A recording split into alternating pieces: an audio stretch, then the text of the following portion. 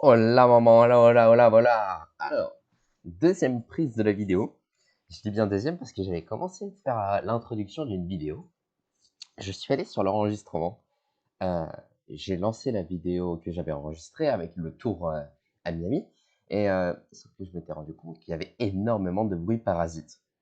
Euh, parce que j'avais enregistré la vidéo avec mon casque avec le micro cassé et non pas avec mes écouteurs. Sauf que va savoir pourquoi on entendait énormément de bruit parasite. Mais bref, on n'est pas là pour parler de ça. J'ai fait une deuxième prise. J'ai battu mon record en très peu de tours, donc je suis très content. J'ai eu l'occasion de mettre le circuit, la map de Miami en haut à droite. Tu peux voir avec ici. Avec mon petit truc vert, c'est ma voiture. Et comme ça, tu pourras mieux t'imaginer où sont les pilotes par rapport à la carte du circuit. Alors, Ferrari 2023, ça commence mal. Surtout à Miami, crash de Leclerc en FP2, tu m'as dit ce matin. Moi, je me suis pas craché, donc je suis content. J'adore ce circuit. J'adore ce circuit.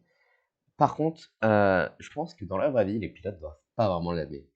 Parce que le fait qu'il y a une seule ligne de course qui est utilisable car il y a du grip, bah, c'est vraiment de la course un petit peu ennuyeuse. On peut pas dépasser, ça veut dire que tu vas devoir te décaler pour dépasser au frein, sauf que tu vas freiner, il y aura aucun grip, tu vas aller tout droit. Donc, à voir ce que la course nous promet, il peut y avoir des accidents et ça peut être quand même très intéressant. Mais en tout cas, la pole de l'an dernier a été faite en 28,8 par Leclerc. Les voitures ont progressé d'environ une seconde de tour, donc théoriquement, on devrait avoir une pole en 27,8. Je mise plutôt une 27,5 par Verstappen.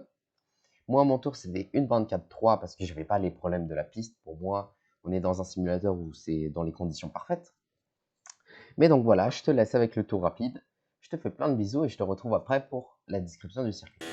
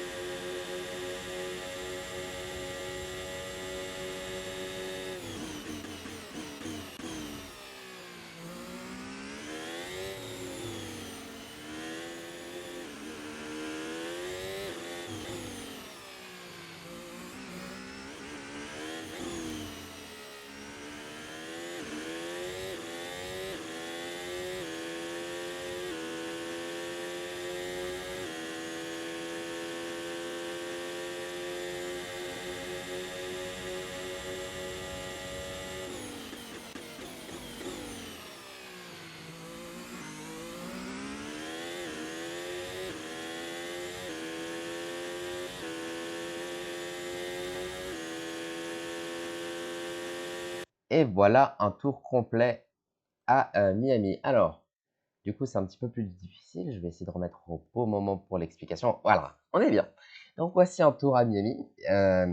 On va reprendre virage par virage, mais par contre, on va commencer la description du circuit avant le premier virage. On va se retrouver au dernier virage, qui est très compliqué parce que là, je venais de lancer une partie et les pneus étaient un petit peu froids. 80 degrés à l'arrière, normalement, c'est 100 degrés l'optimal.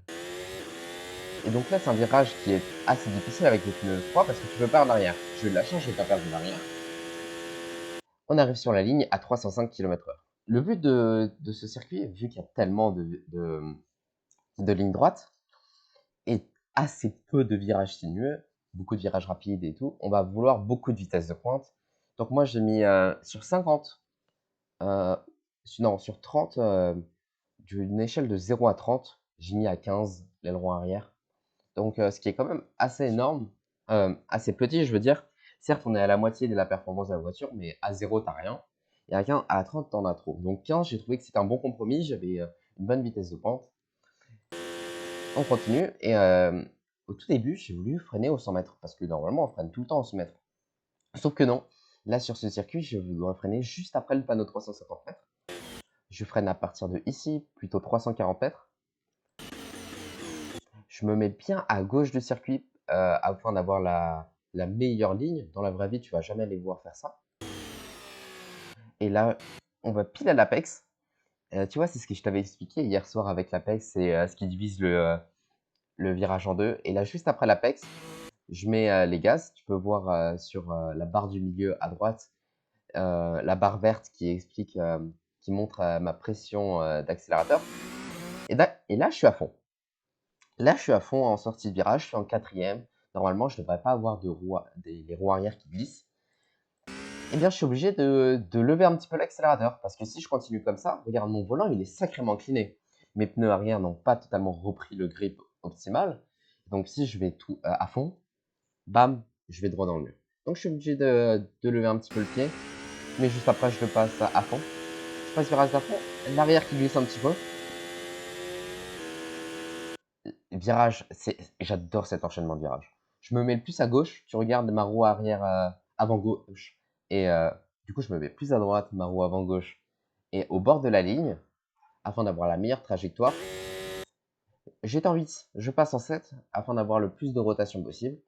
Je continue à fond, là je freine un petit peu, et je lève un petit peu le pied, afin de bien toucher ça, être le plus à droite possible pour le dernier virage de l'entraînement.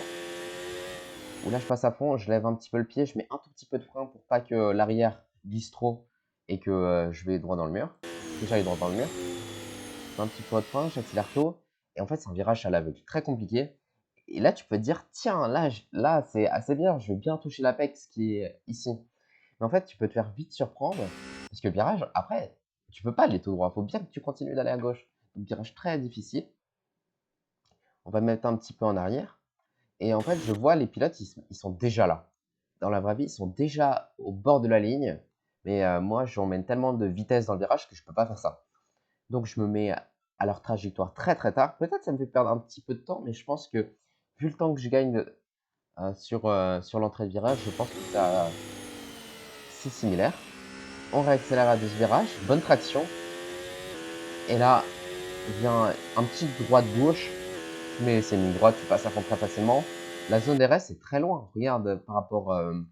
Elle est très tard. Regarde sur la map. Entre ici, qui est le début de la ligne droite, et ici, qui est la fin, on active le DRS presque au milieu. Donc c'est assez dommage. Mais j'imagine que si mettre le DRS très tard, très tôt, je veux dire, dans les virages rapides, peut-être ça peut être dangereux pour les voitures les moins performantes. Donc je comprends leur choix. On se met le plus à gauche. Et là, on va venir freiner au panneau 150 mètres ici. On vient freiner très fort, très longtemps. Ce qui est pratique, c'est qu'on voit un petit peu l'apex du virage. Il est souvent marqué par un, par un petit boudin. Là, on vient à peine l'effleurer et on va accélérer pour un virage à droite très long. Je vois qu'il y a beaucoup de pilotes qui sont hyper proches du boudin à droite. Moi, je préfère avoir une ligne extérieure, comme ça. Parce que l'apex du virage, il est très tard. Donc moi, je préfère être déjà à fond sur l'accélérateur quand je passe l'apex. Là, il est passé. Je suis passé peut-être un petit peu trop sur le boudin, donc ma voiture a été un petit peu instable. Et là, on va freiner en diagonale pour avoir les roues droites, parce que si je mettais déjà à droite et que je freinais, mon volant aurait été incliné. Et on n'aime pas freiner avec le volant incliné parce que tu perds de 1 l'efficacité du freinage, de 2 tu peux bloquer les roues, et de 3 tu peux être fâché. Donc, on va freiner. On va te donner un gros coup de volant pour combler le sous-virage qu'on va avoir en entrée, parce que là, on va vouloir tourner alors qu'on est en pleine montée. La voiture n'aime pas trop ça. On tourne bien, on accélère tôt. On passe sur le double vibreur. Et juste après avoir appuyé sur l'accélérateur, on va commencer à freiner pour ce virage. On accélère assez tôt. Et la dernière ligne droite, la plus longue. DRS encore une fois très tard. On met le DRS. Verstappen a une vitesse de pointe de 341 km/h. Moi, j'effleure les 330. Je viens freiner juste après le panneau 350 mètres. Je viens freiner fort. Je tourne tard le volant. J'effleure l'apex. J'accélère tôt. Virage à gauche à fond parce qu'on a les pneus chauds maintenant. Dernière zone de DRS.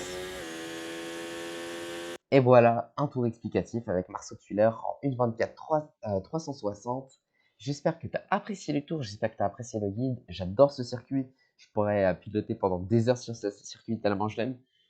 J'imagine dans la réalité, je vais pas autant l'apprécier. Mais bon, on est au simulateur, on profite des avantages de ces simulateurs. Je te fais plein de bisous et j'espère que la course et les qualifications vont être très bien. Allez, Russell, passe blah.